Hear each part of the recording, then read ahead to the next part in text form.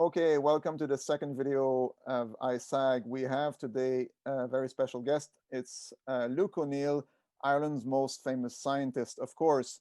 So Luke is very happy to be with us, and we're very happy to be with Robert Boyle. Robert Yeah, Boyle was more. So Luke is very well known for vaccine issues. So we'll talk about that and a few more things. Again, we keep it short and compact. So Luke, the first question I have for you, we're talking a lot about vaccines, of course, today, and everybody is agonizing whether Ireland is doing better than other European countries or worse and all that. We talked about that with Anthony O'Connor in my previous video. One thing that is often not discussed is the fact that a lot of third world countries in the global south are nowhere near European or Western countries. So they don't have vaccination rates that are high at all. Why is that really important, even for them, of course, but also for us? It's kind of a double whammy in a way. Do you know what I mean? We have to protect those countries. It's absolutely essential because they will be repositories of this virus into the future, and it could come back to us. That's the first reason, as well as, of course, saving lives and helping them in all kinds of ways. And then especially with these new strains, this virus can clearly mutate. That could happen in a developing country, and now a vicious strain emerges that will really affect us. So for all those reasons, we have to protect those countries. And I mean, the signs are COVAX is a very effective organization, for example, but they need our support, and we've got to keep banging that drum. And I'll give you another example: is the Israel versus the Palestinian problem. That whole region needs vaccinating. It's ridiculous that only one little pocket would be. I mean, if I was a superpower, I could wave my magic wand and vaccinate the world instantaneously. That's got to be the mission here, and we've got to keep a very close eye on that. And so let's say about the new variants, people talk a lot about that. It's becoming like a mainstream discussion topic. On a scale of 1 to 10, 10 being very worried, how worried are you about those variants? Is it just a kind of a crazy news story, or is it really something that scientists are worried about? Well, as I'm very quantitative, I'd have to give you a number based on an experiment, which is hard to do, but I would say it's a concern. There's no question it's a concern, because we are seeing several variants that may be troublesome. Now, we know they're more transmissible. The B117 one for definite, the South African one, they're more transmissible. That makes it harder. I mean, if you have a virus that can spread more, that makes it more difficult to stop. So that's the first thing that we worry about. And that means we got to double down on everything. I think what's going to happen now is that those new strains will inform the dialogue. And ISAG may be listened to, thankfully, because of these new strains, you see, because it's going to be much more serious. And I think Germany will change. I mean, as you and I just discussed a few moments ago, if Angela Merkel mandates hotel quarantine at airports, we will do the same thing. Watch, So the new strains are extremely important. First of all, because they're more harmful, and there's a worry about vaccines as well, by the way, which we can come on to if you like. But secondly, they've got to inform the debate, really importantly. Yeah. And so about those vaccines we have so far, they prevent people from getting sick when they work, and they work well, but they don't really cut transmission that much, or as much as we'd like. So a few people ask me, if we all get those vaccines, but transmission doesn't stop, or doesn't stop that much, does that mean that everybody will get the COVID and then we'll just be not too sick? Is that how it works? Or that could be part of it. Yeah, I would say this, though, we don't know if they don't stop transmission. The trials didn't look at that, right? So when Pfizer did their trial, the way you do it is you vaccinate someone, you see if they're protected from getting infected, but you take swabs from their nose to see if the virus is growing in the vaccinated people or not. And Pfizer didn't do it. And I'm not blaming them. They were in a hurry to try and show efficacy was their key goal. AstraZeneca did do that. They took more swabs. And they had evidence there was less virus in the nose of people who've been vaccinated. There seemed to be a hint of that in their trial. It wasn't done in a major way, but that was a good sign, we thought, right? The other thing is, remember, if the vaccine is getting the immune system going, there's bound to be less viral load anyway, even if you do get infected, which is a good thing, because that means you may well still be infectious, but it'll be a bit like variolation with smallpox. The amount I'm spreading to someone else is lower. Their immune system might kick in then, and they may get protected from that natural infection, you see. So that's a good thing. So it's very much a work in progress. And then the Israelis have taught us. They've released data. Now, again, it's a press release, which is always difficult, but they're saying the Pfizer one, the first shot, is giving 33% decrease in transmission.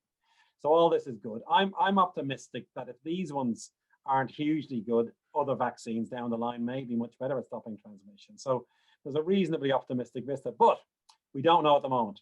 And that means we can't assume the vaccines are the way out just on their own.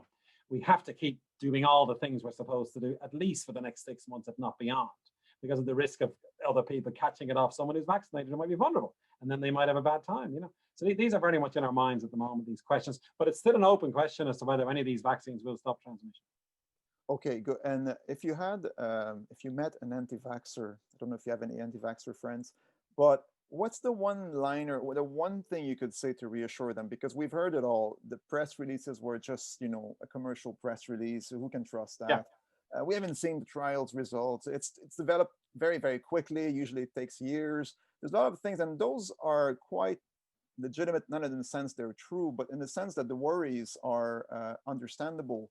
So how can you convince people that it's important to go for the vaccines? It's very important to figure out is if the person you're talking to is vaccine hesitant or a vaccine denier, okay? Now, the vaccine deniers, you can't do much about that.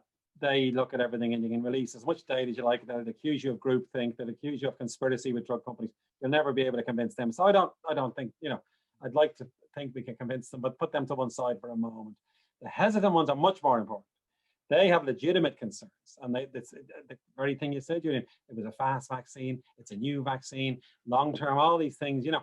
All you can say to them is, look, every health agency in the world says use these vaccines. I think the Pfizer one now has been approved by 45 separate health agencies. These people are very diligent, and we have to trust them. And the EMA and the FDA especially are full of really, really careful people.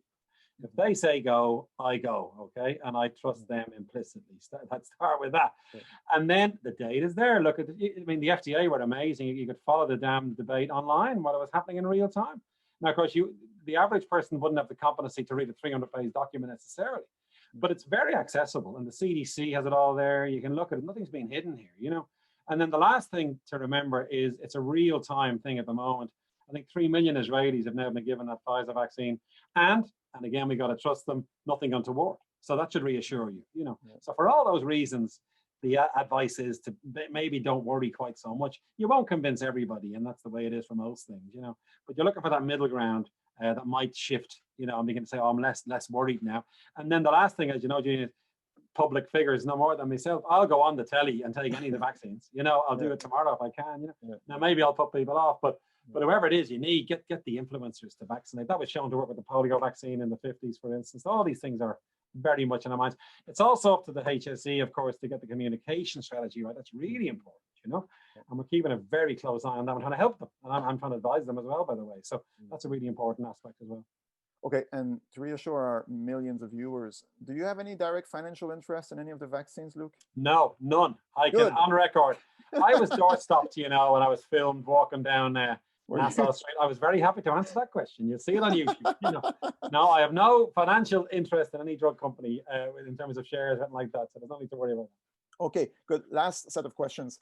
We talked about the vaccine, of course, and other methods that we should use for the next 6 months at least. Okay, we've all heard about washing our hands and using masks. We know that people do it mostly.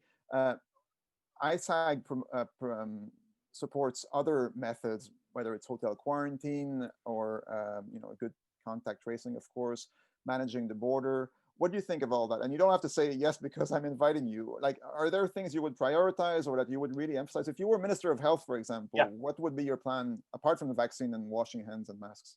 Mission one is travel now for definite. You guys and I know this in spades.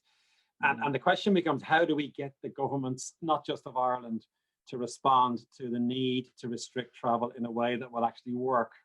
Now, Tony Holohan himself today said we will miss 40% of cases with the current travel policy. That's disastrous, isn't it, for heaven's sake, you know? So what I'd like to see happen myself is an EU-wide thing. I mean, I think the trouble is the government are going to keep coming up with objections. And they're going to say, well, there's the border in the north. There's the EU issue, free travel and all that kind of thing. And that'll go back and forth, you know. Now, maybe this new variant will focus their minds more. I don't know. Let's hope it does. But I'd love to see an EU-wide directive with the UK, sadly having left the EU, to have mandatory quarantine into hotels at every entry point in every European city. That would have a huge effect on stopping the spread of this virus. The question then becomes, how feasible is that? How do we convince them? And I don't know the answer, to be honest. The trouble is, if you keep saying the same thing to them and they're not responding, you got to do a different thing, you know. So what was that famous phrase? The definition of madness, isn't it? So, but certainly, you know, once we get the viral count right down here, and secondly, once the general public, I think ISAG did a great survey there, 90% or want more restrictions.